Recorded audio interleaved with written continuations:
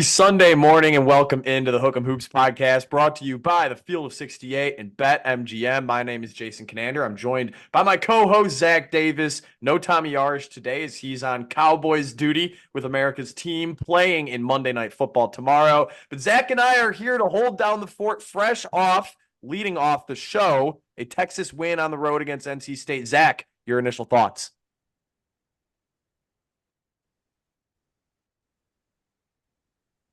Yeah, what a game. First of all, I mean, we kind of said it in the last show. I didn't want to be. I'm glad I was wrong. I'm never going to be the one to root against the Longhorns, but I did think it was going to be a wire-to-wire game that NC State would pull away just because they're a little more of a gritty team. It's a little bit more of their culture. But Trey Johnson hit some big shots. How about Jordan Pope out of left field? First time I've seen him shoot like that all year long. He was shooting confidently.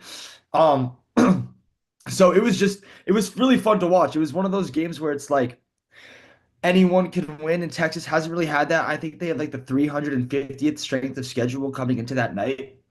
So besides Ohio State, we've been deprived, Jason, of good basketball for like a month now. We had Syracuse and St. Joseph's, but we were expected to win those games. This was the first game that was up in the air, and that was kind of exciting for me. I didn't know what was going to happen, and that made me a little more looking forward to it. Yeah, this was a fantastic win for Texas. I mean, they won, they covered. Good teams win, great teams cover. They pick up their first quad one win. They pick up their first road win of the year. They beat a team that played in the Final Four last year, albeit it's a completely different roster. My biggest takeaway from this game is that Texas will simply go as far as Trey Johnson's going to take them. He had the ball in his hands down the stretch. He hit big shots. He made big plays on defense. As far as he takes Texas is as far as this team is going to go this season. And that's going to be a good thing or a bad thing. Another thing that I really liked, Arthur Kaluma made really big plays. We still haven't really seen that destructive, toxic shot taking that plagued the past two teams he was on. He's a good defender. He's driving the ball in the paint. He's finishing plays when other players on the team aren't. Arthur Kaluma has been so conducive to winning this season. Tremont Mark made big plays really for the first time all year. He looked healthy. He looked like a good defender. And then the last player who I want to mention, and I mentioned him in our preview episode, Jordan Pope had a big game. 13 points, hit some big shots when NC State was going on runs. Jordan Pope thwarted those runs with a pair of three-pointers on separate occasions. Zach, this was an all-around fantastic win for Texas. Who's one player who stepped up, not named Trey Johnson, that you were most impressed with? How about Kendall Weaver? I mean, I said this to some of my buddies after the game was over. I don't think Texas has a winning record without Kendall Weaver. I think there's some instances. I mean, there's no way they win without him. The way he crashes boards at his size and what he can do to win. Look, if you were to grade him, if I was an NBA draft scout, I would grade Kendall Weaver and say, okay, he's got a D plus ball handle. He's got not the best shoot 3-point shot. He's shooting under 50% from the free throw line. Look, it's not the best, but when you look at him play basketball, he wants to win more than the other nine guys on the court, and that's why Texas won. I mean, there were some big offensive rebounds that sent Kendall Weaver or someone else to the line because of Weaver's work ethic. And it's just like watching what Grayson Allen did when he was at Duke. It's just a guy who wants to win, and it's really fun to watch. I don't think this team really has any chance to make the tournament without Kendall Weaver, which is might be ridiculous to say, but I think he makes that much of an impact. I'd Little put nosebleed him this right up. morning, if you I'd can't put tell, but Yeah, I'd put him right up there with the best glue guys in the country. I mean, other than defending on the ball, there's not one thing that he does particularly great, but everything he does is good enough to keep him on the court in the biggest situations of the game. And then he just does those little things. It's sort of like a fundamentally sound Brock Cunningham with a really athletic body, making those game-winning plays, playing that good, strong physical defense. I mean, Kendall Weaver has just been such a big emergence this season for Texas. I mean, he was good last year. He's been great yeah. this year. And the size is something that I was concerned about going into the game. And sort of down the stretch, those concerns were validated. Huntley Hatfield made some big plays in the low post. Ben Middlebrooks, if he doesn't foul out of the game, that's probably a different game towards the end. But Texas held strong and they won this game, and they're going to end up with their first quad one win of the year. And the timing of this is great because you schedule these games at this time of year. I know that they didn't schedule the SEC ACC challenge, but you play these games at this time of the year to prepare for a rigorous conference schedule. So they played NC State on the road. Now they play UConn on Sunday at home. That's a great opportunity to pick up a what'll unfortunately be maybe a quad two win now. And yeah, things are looking great for Texas. It's nice saying this after, they start off on the rough note against Ohio State and they don't beat anyone. And now they've beaten 3 tournament grade teams. I don't know if Syracuse is a tournament grade team, but St. Joe's and NC State are. And now they have their biggest game of the non-conference slate on Sunday. Zach, how are you feeling about the temperature of the Longhorns going into that game? I mean, I'm looking forward to it. There's not a lot of buzz, unfortunately. There's something happening in Atlanta on Saturday. I don't really know what, but so not a lot of buzz going on. Not a lot of buzz going on with the game, but I mean, I will be there. It's the timing. I mean, of all things, this is the biggest non-conference game I think that's come to Moody in a very long since Gonzaga 2 years ago. So this is, I'm just I'm a little upset that there's not a lot of buzz about it. But then again, when you're so good at football, I mean, that's good problems. But anyway, is Carabao playing? What's his status?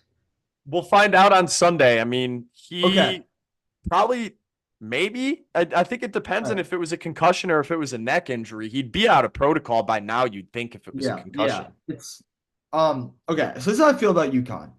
One, I think they are extremely underrated as far as their record goes. Okay. The reason they have 3 losses is because they completely fell apart against Memphis and then had to play 2 other competitive teams in Dayton, who is most definitely a tournament team, and in Colorado, who might be a tournament team. That's very hard to do after coming off that Memphis loss. So you kind of knew they were going to spiral out. If they weren't playing for a championship, what are you going to do? Also, UConn is, I think Dan Hurley's the best coach in college basketball. Like, hands down, the #1 coach in college basketball, and you can never count him out. He coaches them so well. McNeely's great. I don't look, they're ranked 25th in the country. I think we tend to overlook rankings a bit. I think UConn is a very solid squad, Jason. And I mean, if they beat Memphis, I think they win the Maui tournament. I think the spiral out. I believe Dan Hurley said after the Maui that he's never doing those 3-day tournaments again. So, but yeah, that's how I feel about it. Is I hope there's a lot of people there for it, and I think UConn is really good at basketball.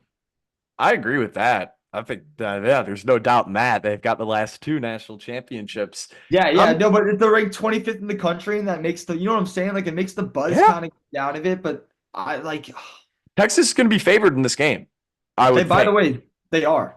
I'm Yeah, pretty sure. Texas should be favored in this game. Looking at some of the numbers for UConn, I mean, Texas is ranked higher on Torvik. The gap in net is probably the closest it's been in about 12 months between those 2 teams. And I haven't checked Ken Palm, but I'd assume those 2 are pretty close. This is a very winnable game for Texas, especially if Alex Caravan doesn't play, because this is a UConn team that doesn't defend very good. They don't have the positional versatility that they usually do. And the bigs just are not efficient at all. Terrace Reed and Samson Johnson foul out of just about every game. So the formula to winning should be pretty clear for Texas. You get those guys in foul trouble, especially Terrace Reed. Like, Samson Johnson needs to figure 2 things out. He needs to figure out how to stay out of foul trouble and how to play winning basketball. And he hasn't figured either out yet this season. Terrace Reed, when he's on the court, plays winning basketball, but he's just not on the court all the time. He can't play defense without fouling. Caden Shedrick also can't play defense without fouling. So the formula should be clear for Texas. Play defense without fouling. Kaluma and Shedrick, they're tasked with guarding the 2 bigs down low, whoever's in the game. They don't play them both at the same time.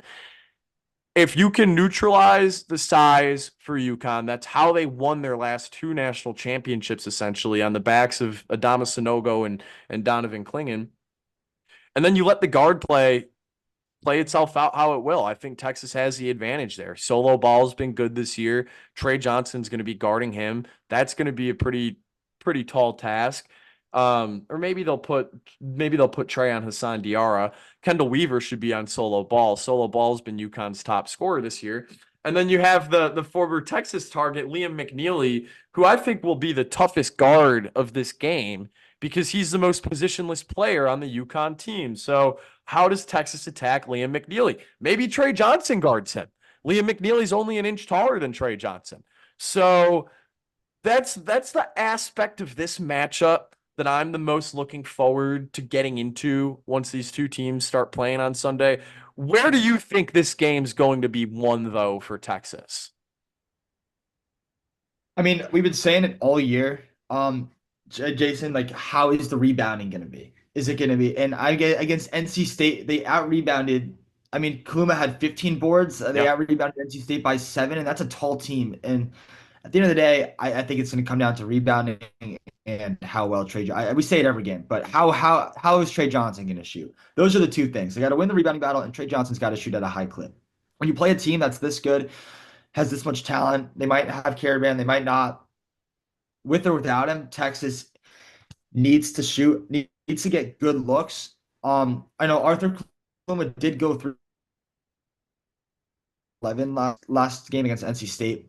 I think you got to get Trey and you got to get Arthur to shoot good shots and to shoot at a high clip because UConn can turn a game in the direction in a snap. That's what Dan Hurley's great at. Yeah, I gotta give it to you on that one. It's going to be a game of runs. I think that's why Texas won against NC State. There were a couple of situations. I mean, they went down 6 with 5 minutes left after leading basically the entire game, and Texas didn't die. They just stuck to their system. They ran plays, got good looks, and when they weren't getting good looks, the ball was in the hands of Trey Johnson, who is your best tough shot maker. Honestly, probably the best tough shot maker in the country. So for Texas, I agree with that. You have to stop the runs and you need to just play your sets. Defense needs to be very firm down low. Play defense without fouling. This is a fundamentally sound UConn basketball team. They're going to hit their free throws. They're going to make the most of the opportunities that you give them to win the game, to draw closer in the game. So, yeah, I think that if Texas does what they did on Wednesday, like exactly, they're going to win. They have the home crowd. It might not be the home environment that we were hoping for, given the football game that just has to happen the day before.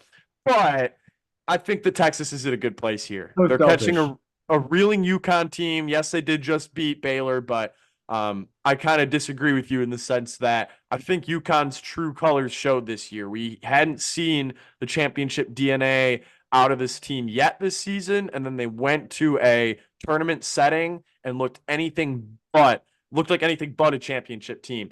And that might not be indicative of what they're going to look like in March, but it's probably indicative of what they're going to look like on December 8th, which is when Texas is playing them. So I feel good about this game. I'll just go with my prediction and then we can get into yours. I've got Texas by 5-7 here. I think it's going to be a big Trey Johnson game. This should be a fun freshman matchup with the two Texas kids, the two Dallas area kids, McNeely and Johnson. I think they go back and forth for a little bit. But I think the reason why Texas wins this game is Arthur Kaluma and Caden Shedrick. Caden Shedrick made big plays down the stretch on Wednesday. The confidence of not only making those big plays, but just being in the game for those big plays will make a difference for Caden Shedrick. Arthur Kaluma has been Texas's best defender. The version of Arthur Kaluma that Texas has gotten this year has been objectively the best version of Arthur Kaluma that we have seen in college basketball. I don't see any reason why that stops for their biggest game of the non-conference slate. RT and staff, they know they need to win this one to be in good position going into SEC play, because if you lose this game and break even in SEC play, what's going to happen? I don't think Texas wants to know. So I've got the Longhorns winning this one by 5-7. Yeah, that's a great analysis, Jason. You're pretty much on the money with that. This is such a big game for Texas. It's their last competitive game really till January 1st or the next year when they go into SEC play.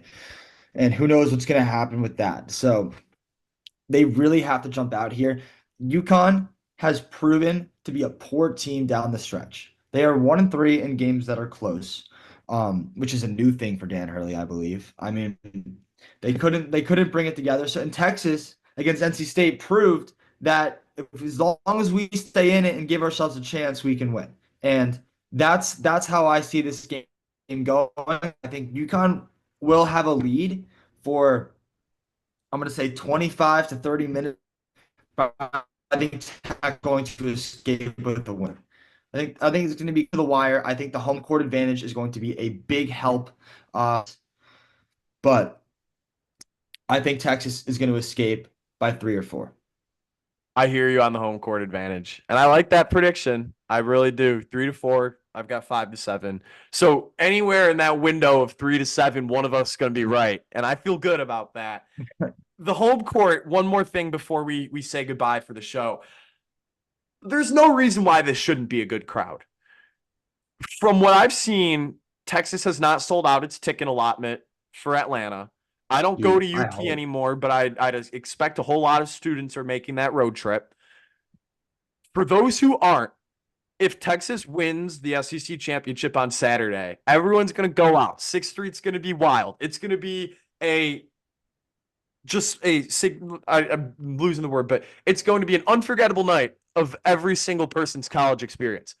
There's no better way to beat that hangover than by spending the afternoon at the Moody Center and watching the reigning 2-time national champions. That's my pitch. There's no reason why this game shouldn't be sell out. I don't expect it to be sold out, unfortunately, and I'll be disappointed if that's the case. But in my opinion, there's no reason why it shouldn't be. What else are you going to do on a Sunday in Austin when football season, at least in Austin, is over? I'm so nervous. I really want there to be. Like if we win, that's how we think, Jason. We are the minority. We're on a basketball podcast right now. It's you go out to Atlanta. Like, what is a normal student on a Sunday of finals week doing? I think the timing is just terrible, all around. But I'll tell you what, I will be there. I will be screaming as loud as I can. I didn't have finals last year or the year before. Wait, by the way, I don't have finals. Yeah, I'm good. So that finals excuse, we don't need the engineering kids and the McCombs kids at the game anyway. Us Moody kids can just take it over and help will Texas to a win. I agree with that. All righty. Great show today. Great show today, Zach. We'll be joined by Tommy again for our next show to recap Texas's game against UConn. But between now and then, thank you so much for joining us. Enjoy whatever you're doing, and hopefully Texas will pick up this big win against UConn. But if not, we'll still be